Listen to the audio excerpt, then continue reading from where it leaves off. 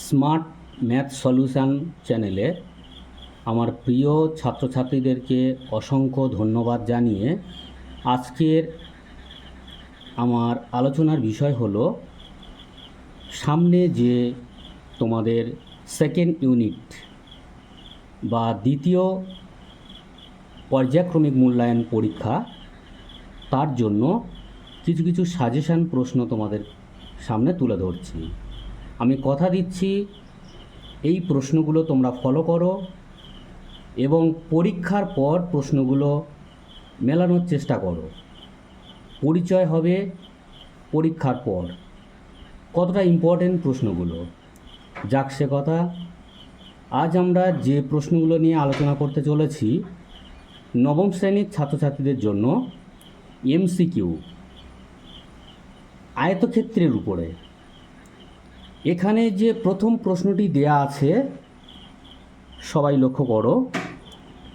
একটি বর্গক্ষেত্রের কর্ণের দৈর্ঘ্য 12√2 সেমি হলে ক্ষেত্রফল কত? প্রথমে আমরা বর্গক্ষেত্রের বাহুর দৈর্ঘ্য এ ধরে নেব। মনে করি বর্গক্ষেত্রের বাহুর দৈর্ঘ্য এ সেমি। অতএব কর্ণের দৈর্ঘ্যর সূত্র a√2 মানে কি বাহু √2 সেমি। শর্তানুসারে কর্ণের দৈর্ঘ্য a√2 ইজিক্যাল টু কর্ণের দৈর্ঘ্য দেয়া আছে 12√2 দুদিক দিয়ে √2 তুলে দাও, a ইজিক্যাল টু 12।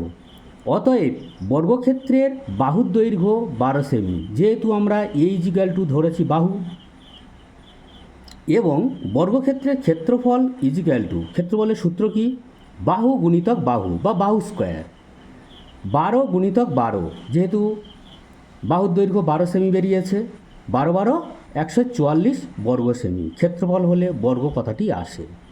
দ্বিতীয় যে প্রশ্নটি ছিল 6 মিটার লম্বা ও 4 মিটার চওড়া আয়তাকার জায়গা 2 ডেসিমি বর্গ টালি দিয়ে বাঁধাতে কত টালি লাগবে? আমাদেরকে জানতে হবে, প্রথমে অঙ্ক করতে গেলে একই একক করে নিতে হয়।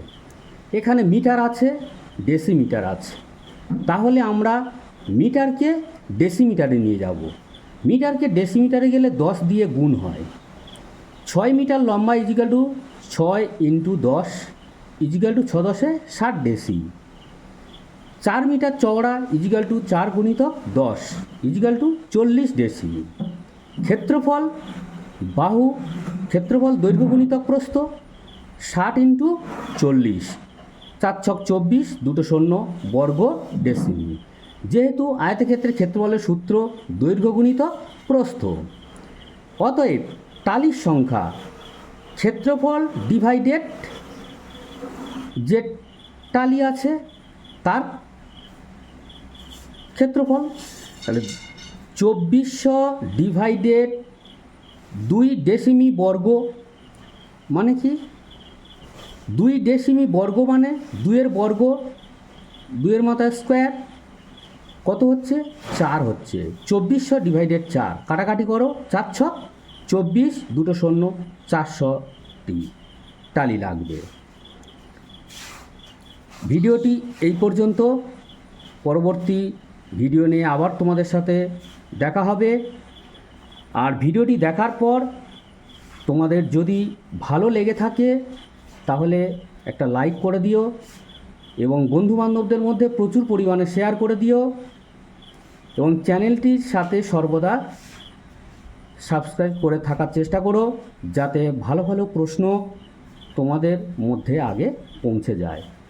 কথা দিচ্ছি পরীক্ষাতে ভালো ফলাফল হবে, একটু ফলো করে যাও। সবাই ভালো থেকো। এই পর্যন্ত।